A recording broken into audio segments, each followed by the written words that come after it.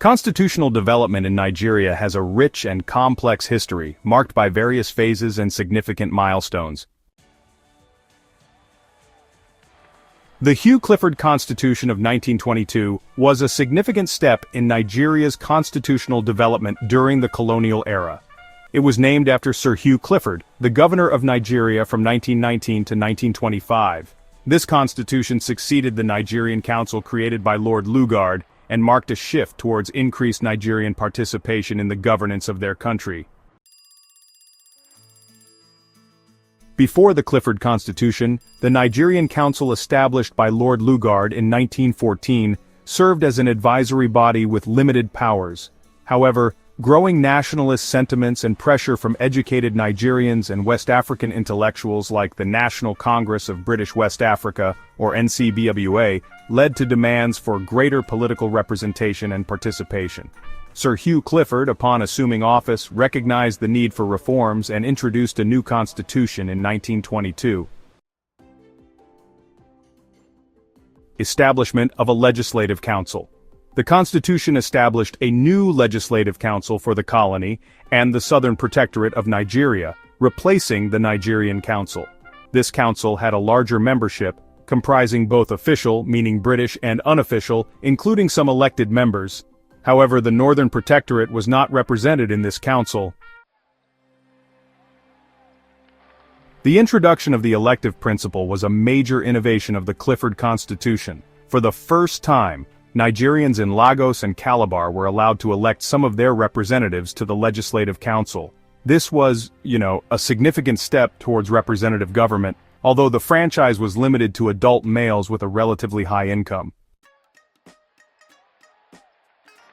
The Legislative Council consisted of 46 members. 27 were official members, meaning British colonial officials, and 19 were unofficial members.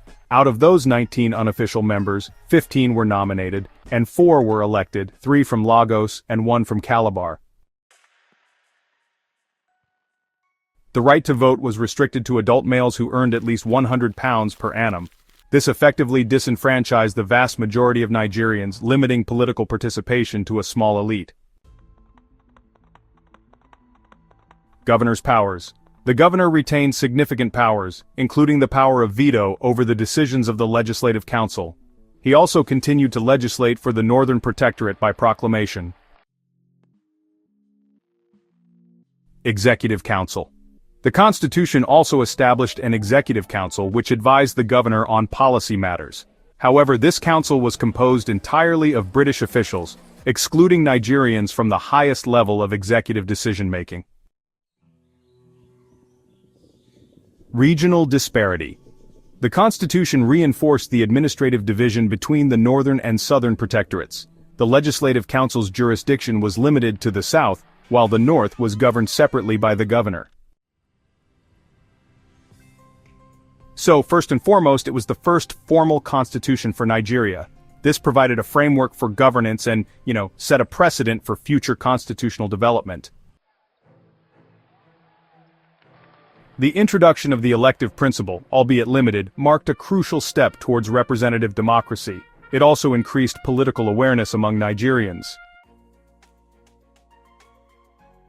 The Constitution allowed for a greater number of Nigerians to participate in the Legislative Council compared to the previous Nigerian Council.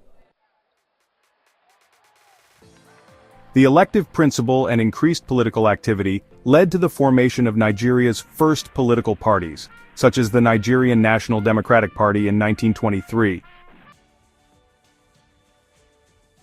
It served as a foundation for subsequent constitutions that progressively expanded Nigerian participation and self-governance.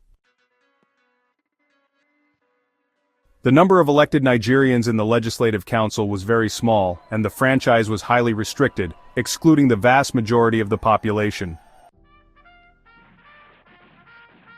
The exclusion of the Northern Protectorate from the jurisdiction of the Legislative Council perpetuated the political and administrative divisions between the North and South.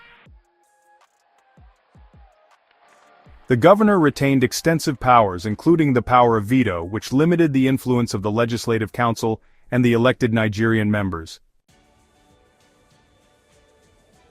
The exclusion of Nigerians from the Executive Council meant that they had no say in the formulation of government policy. The representation in the Legislative Council was skewed in favor of the Europeans.